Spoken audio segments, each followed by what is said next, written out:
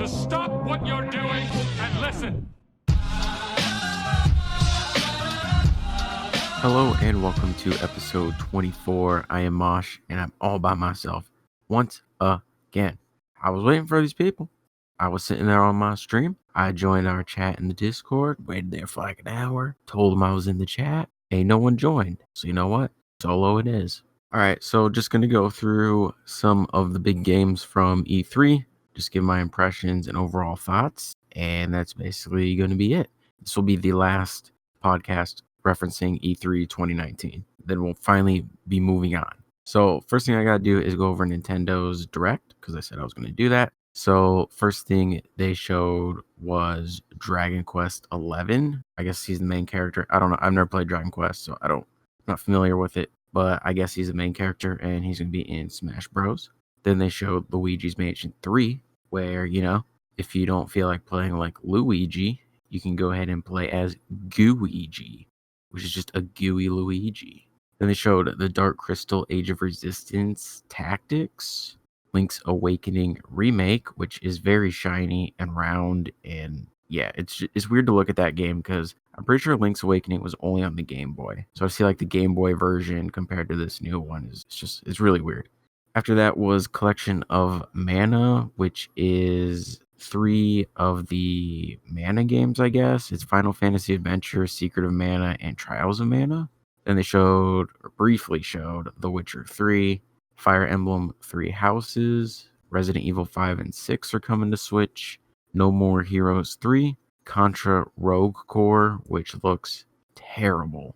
Like visually, it looks horrendous. It's like 360p. I don't even know what's going on. People thought it looked that way just because it was running on the Switch, but I heard someone say they played it on the PS4 and it looked exactly the same. So Konami is just out here just hitting home runs and knocking it out of the park with these big blockbuster HD games.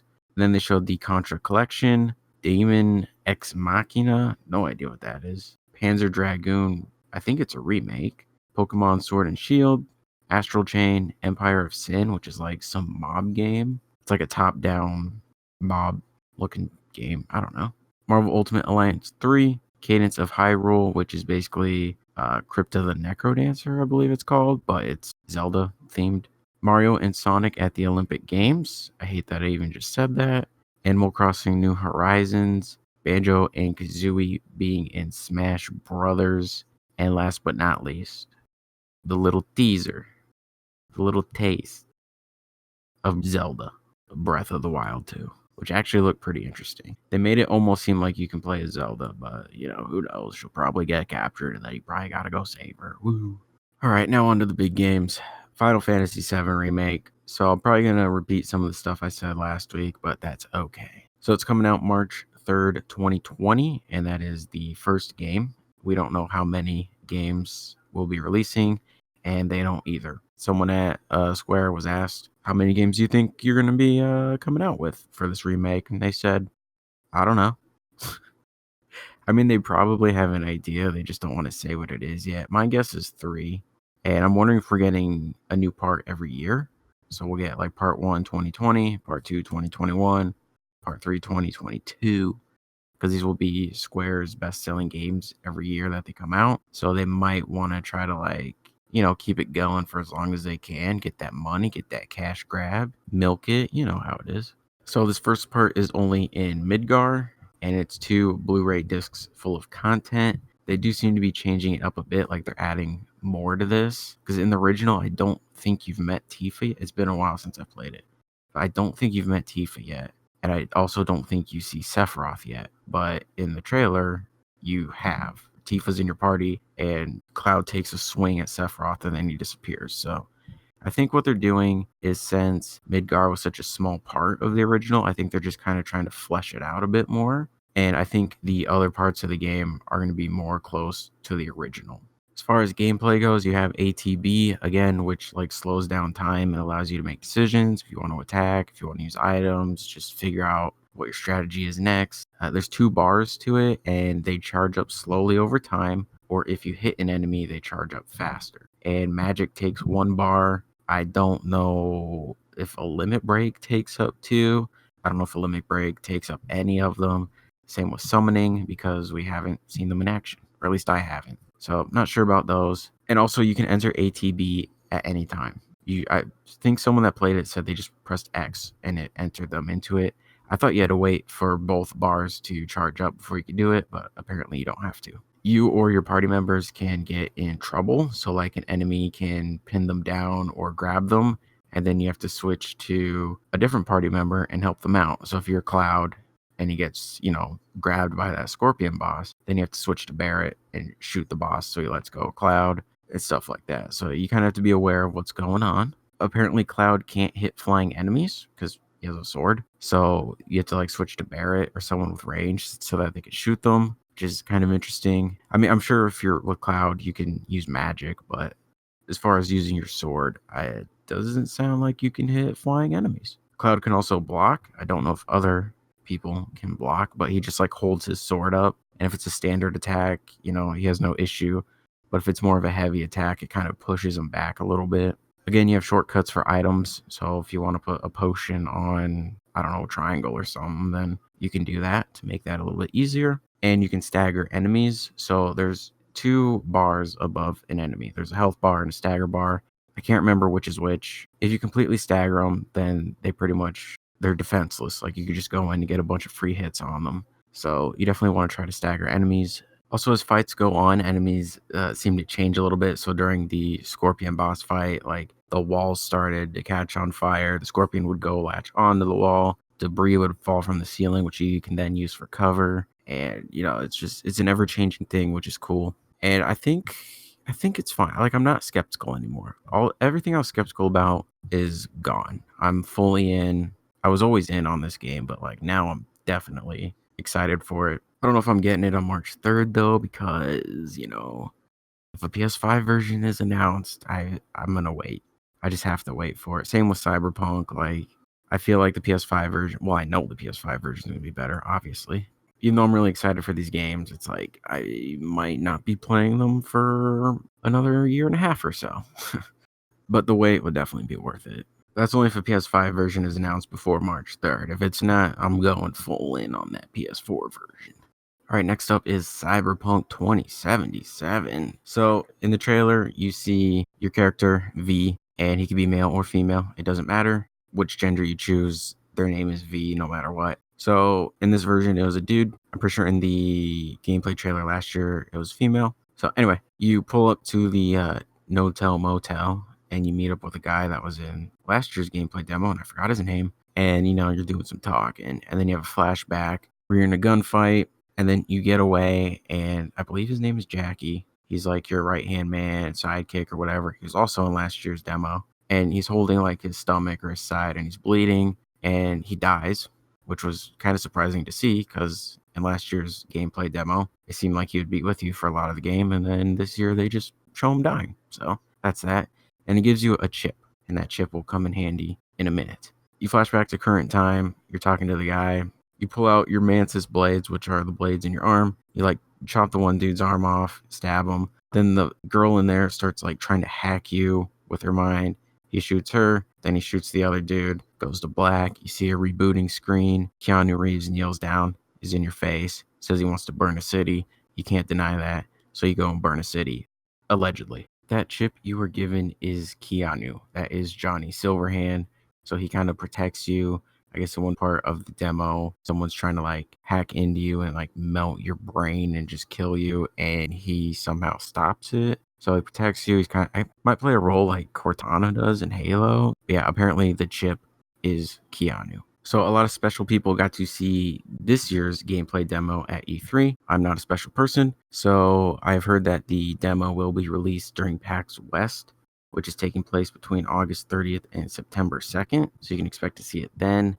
A lot of people are saying it's crazy. It's around 50 minutes long, and it shows a lot more than last year's. Like, the gameplay demo we're going to see is going to be more of like what you can actually expect from this game. Comes out April 16th, 2020. Keanu Reeves is in it, like I just said. And, I was thinking maybe he just had a small cameo in the game. It wasn't going to be this big thing. Turns out he has the second most lines in the game, second most dialogue behind the main character V. So he definitely has a role to play in this game. It's not just some small thing. His character is named Johnny Silverhand. And for those that don't know, there's a tabletop game called Cyberpunk 2020, which takes place before this game. So if you kind of want a backstory of what to expect in 2077, maybe look up the story or lore of 2020. But apparently in 2020, a nuke goes off in Night City, and 2077, it's 57 years later, society rebuilding itself and just, seeing what's different or what's new. Also, I'm wondering if Keanu Reeves is going to be distracting. If he was just voicing a character that didn't look like him, it wouldn't be, but it's him voicing a character that looks just like him. It's not Johnny Silverhand, like it's Keanu Reeves. You can't get past that. You can finish the game without killing anyone if you want to do that. I don't know how anyone's going to do that, but you can do that. I'm sure dialogue and like hacking and all that will come into play if you want to attempt to beat the game without killing anyone. There's a skill tree, and the categories under it are body, intelligence, reflexes, technical, and cool. You get different clothing and augmentations, which change how you play the game. There are 6 districts, so like the main area is called Night City, and then within that are 6 districts. So it's pretty big.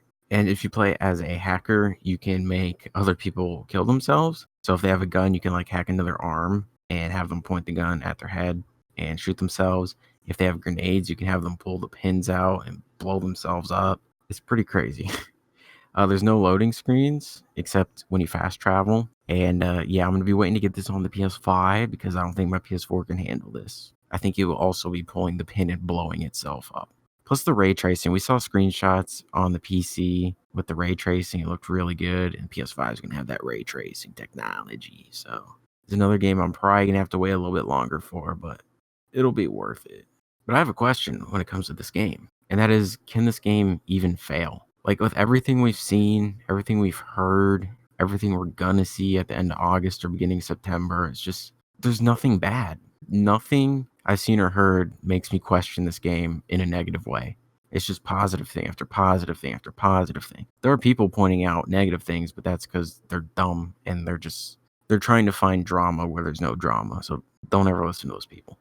They don't even know who they are themselves, so I don't know how they can possibly judge something else. The only thing I can see affecting this game is the story, because we don't know what the story is yet. So the story could be bad or lacking, but it's like the gameplay, the environment, the atmosphere, all that's going to make up for it. I don't think this game will fail at all. Plus, I mean, it's CD Projekt Red. You have The Witcher 3, which is a highly praised game. Like, they definitely know what they're doing. It's going to be a success. There's no way around it. And then that leads up to Game of the Year. Is this already Game of the Year 2020? Because if rumors are true, people are saying right now that The Last of Us Part 2 will release in February. So you have that in February, Final Fantasy VII Remake in March, and then Cyberpunk after that in April. That's a crazy 3 months right there. And then the only game I could think of might be Elden Ring. Next year's Game of the Year award is going to be really fun. That's all I know. But yeah, also the funny thing, I just said that there's a tabletop game called Cyberpunk 2020, and the game 2077 is releasing in 2020. Cue the Twilight Zone theme song. But yeah, this game can't fail. It just can't. It's going to be nuts. It's going to be really, really good.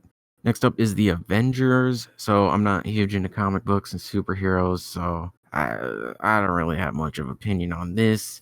A lot of people are not a fan of the character faces, and Crystal Dynamics said that they will not change the faces. I think a reason people have an issue with the faces is because they're new.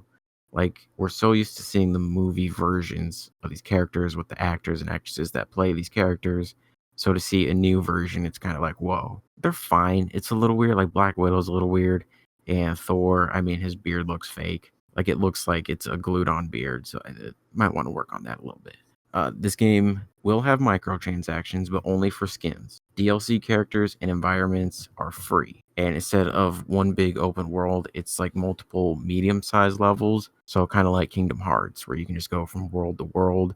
This, you're just going to go from like level to level, but it's not one big world. PS4 gets extra benefits, so they get the beta early and what I believe to be Spider-Man, but we'll have to wait and see. Taskmaster is the villain, and the game comes out on May 15th, 2020. Which leads right into Elden Ring, the other game I mentioned. So this is the new From Software game. with a George R.R. Martin collaboration. And Miyazaki, who is the creator, said that it's a vast, open world, Souls-like game. You can customize your character, and that's really all we know. The teaser trailer didn't show a whole lot, and obviously there's no gameplay, so there's not a whole lot to talk about.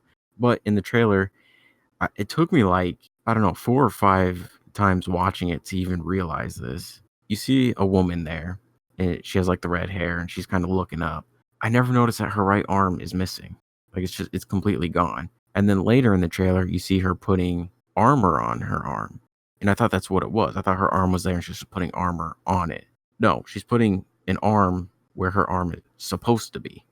She attaches her arm. So it's probably a mechanic. Maybe you can detach your limbs, put on new ones for different abilities. I don't know. Because in Sekiro, you had, your trick arm thing. So From Software and their arms, I don't know. And they also said that From Software has 2 games in development right now. So Elden Ring and then some other mysterious game that's probably going to be called Bloodborne too.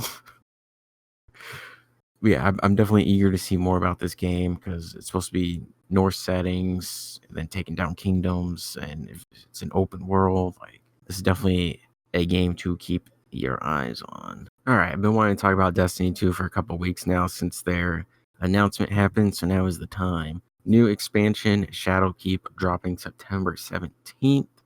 Also coming out on September 17th is Destiny 2 New Light, which means you get to play Destiny 2 completely free. You get the base game, you get the first expansion, you get the second expansion, and you get a few things from the third expansion, but not everything. If you want everything from the third one, you got to buy it. But you do get a few things. And you get to play all that for free. So if you were ever on the fence about Destiny 2, September 17th, play it for free. They are implementing cross-save. So, if you're on PS4 with your squad and you're doing raids and stuff, cool. If everyone got offline but you still want to play, you're just playing solo, but you got that PC, you can hop on your PC and pick up where you left off. So cross save is very, very good new feature coming in. They said they've been wanting to do this for a while, but there was a reason that they couldn't, and that reason is now gone. Activision. Also, since they're not involved with Activision anymore, the game will be taken off of battle.net and will be put on Steam. And they said they want a seamless transition with this and that they're going to make a post on their website with instructions on how to do it when it happens. And I think cross-save is a big factor in this. So, you'll save wherever you're at on the battle.net version, and then you'll do the cross-save thing. You'll just pick it back up with the Steam version. I mean, it's should be how that works. I can't see it happening any other way than that. The most exciting announcement, though, you no longer need previous expansions to play new content. So, if you wanted to play the third expansion, Forsaken, you had to have the first 2. I never liked that. I thought it was stupid. Why should I own previous content if I want to play the newest thing? They changed it. You can buy whatever you want and not be left out of anything. So if you want to buy this new Shadowkeep expansion on September 17th, you can. You don't need any of the previous stuff.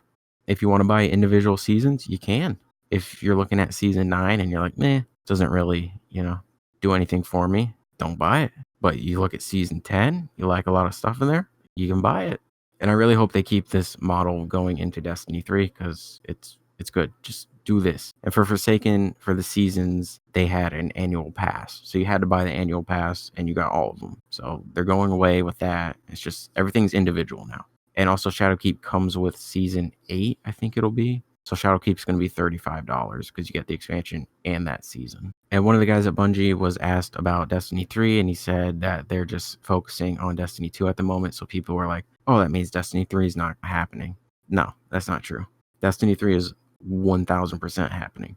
So here's my belief, or what I think will happen. First off, it's too early for Destiny 3. They're not going to announce it yet. So when Shadowkeep drops, it'll be season 8. Then they'll go to season 9 a few months later. Then they'll go to season 10. Season 10 comes to an end. Not an official end, but an unofficial end. That's when I think they will announce Destiny 3. Because Destiny 2, they announced in February or March of 2017. And then it released later that year in September. from what I've heard, they want Destiny 3 to be on next-gen consoles, which makes perfect sense. I don't know why you release a game like this at the end of the current consoles' lives. Doesn't make any sense. Those consoles are coming out next year, so, late spring, maybe early summer, maybe wait till E3 or something. You announce Destiny 3, and then later that year, everyone thinks the consoles are coming out in November. You make it Destiny 3 a launch title. I think they're going to release Destiny 3 at the same time for all platforms. I don't think they want anyone to be left out. Also, they announced that there are no exclusives anymore. PlayStation no longer has any exclusives, weapons, armor, none of that. No exclusives going forward for anybody. Everyone gets content at the exact same time. So yes, Destiny 3 will happen, and it will be next year.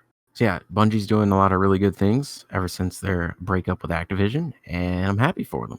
Destiny seems to be heading in a positive direction, and it gets me excited. Like, I want to hop back in, but there's a lot of games coming out that, I'm interested in. So I might still wait until Destiny 3, but Bungie has my attention again. I'll just say that.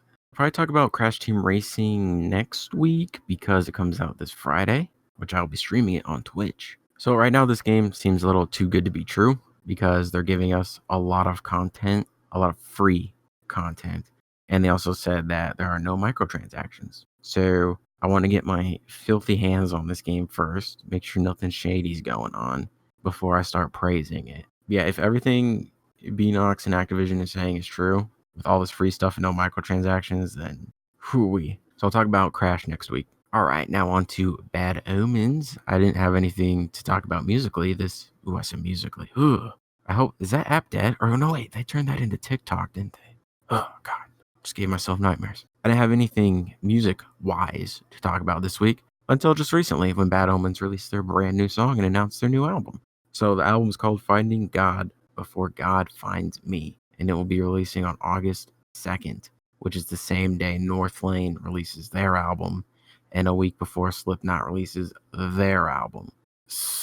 And Bad Omens and Slipknot are two of my most anticipated bands releasing albums this year. So the fact that they're releasing albums a week apart from each other it's going to be a fun week. We had Northlane on top of that and a possible Slipknot concert. A fun week indeed. The new single is called Burning Out. It's kind of one of their softer songs, more radio friendly-ish, which is fine. It's good. I really like it. It has more positive lyrics because their first album was kind of more on the negative side. And so far, the 3 songs they've released from this album are on the positive side. So I think that's the theme they're going for. They're kind of doing the religious thing again. So in the first album, he talked about the vocalist Noah, talked about God and the devil. And going into this one, again, talking kind of more about the devil and God. And then just the name of the album, Finding God Before God Finds Me. In one of their videos, he's wearing like a crown of thorns. He has his hands in like a prayer or a praying position. And he's worn a necklace with a cross on it. But he's never struck me as a religious person, so I don't know if he is. If he's a God warrior, that's fine. If he's not, that's fine. The music's still good, and that's all I care about. And in a previous episode, I mentioned some specific words. What episode was that? I think it might have been like 19 or 20. I think it was one of those. I mentioned a few words. I said like crown, king, joker, and blood, and that those will all come into play somehow, like in song titles. And that's exactly what happened. The first song is called Kingdom of Cards. So you have King from Kingdom and the Crown. I put those two together. And then the cards is probably the Joker because he posted a Joker card. And then Blood, there's a song on the album that's just straight up called Blood. So that works out that way. Yeah, looking forward to it. It's good stuff. On to my weekly picks. So on Thursday, it's the NBA draft. This is the last sports thing I'm talking about for a while. I have no idea what the Suns are doing. I don't even think they know what they're doing. I just hope they pick the right. Actually, we might even just trade the pick. I don't know. Just thoughts and prayers. Give us something good happen. Just let something good happen. But the real pick for this week is, I guess, a documentary type thing. It's called The Rise and Fall of Resistance, and it's on the YouTube channel called Gamers, but the A in it is a V. So it's GVMERS. And they have this series they do where it's called The Rise and Fall of, and then insert gaming franchise here. And they basically just go over the history of it. Well, in this one, they talk about the history of Resistance. And if you know me, you know I love the Resistance games. And I've been waiting oh so patiently for it to return. The last game was back in 2011, so it's been 8 years. The first game, Resistance Follow Man, is my favorite multiplayer game of all time. Like, the story in these games is fine. There's a lot they could do with the story. I could talk about Resistance forever, and I probably will in a future episode. I could probably take up a whole episode just talking about these games. But anyways, I love the games, especially the first one. It's my favorite. This video just goes over the whole history of it and, what Insomniac did right, what they did wrong, the pros, the cons, all that stuff. And yeah, we're just hoping for its return. Insomniac Games is a little busy at the moment, I still think they're doing Ratchet and Clank. I believe there's a new one coming, and they're obviously busy with Spider-Man. And they don't even own the property. Sony owns it, so it's not even up to Insomniac. If Resistance was to come back, it'll happen on the PS5, and I think, this is a prediction, I think Bend Studios will be the ones to make it. The same company that just released Days Gone. And the reason I think they're going to be the ones to do it is because they made the PSP Resistance game, Resistance Retribution. So they're kind of familiar with the series. Even though that was like a one-off game with a different character, it had nothing to do with the main games. But still, they're a little familiar with it. And Sony could probably go to them and be like, you know what? You guys are a little limited with what you could do because you were developing this game for a handheld device. We're going to give you the series back for PS5, and you just go nuts with it. So yeah, Bend Studios, I think they're going to be the ones to do it. Yeah, I probably will talk about Resistance again in a future episode because I have a lot to say about these games. And of course, the link to that will be in the description, as always. All right, now for my weird story of the week. A local man said he got a rude awakening last week when he discovered an intruder in his house. I came flying out here into the kitchen, and she's standing right there in front of the microwave, getting ready to nuke my butter. I told her she butter not, said Zach McGuire. He said he had the woman sit on the floor and called the police. Intruder was found microwaving butter in this man's house. She trespassed into his house and decided to cook some butter. Zach over here said he recommends that everyone keeps their doors locked. Thanks, Zach. Who would have ever guessed? So I thought this story was fake because he said he told her she butter not do this, hit her with that pun. But this is a real story. I don't think he actually said that. I think he said that just to the news people to sound like he's a witty guy. This Zach McGuire. You're not witty, Zach. You're not slick. We know you didn't say that. Be on the lookout because one of these days you could wake up, walk in your kitchen, and there's just a random person nuking some butter. Anyway, that is it for me this week. Thank you for listening. Thank you for taking the time out of your day. I really do appreciate it. Again, we'll be streaming Crash Team Racing Nitro Fueled on Friday and probably the day after that as well. Well, I'm going to be streaming it a lot, not just those 2 days. But that's the day it comes out on Friday. So definitely be playing it on that day. So check it out. I'll probably make a post on YouTube in the community section, just reminding people. But anyway, again, thank you for listening. And I will talk to you guys later.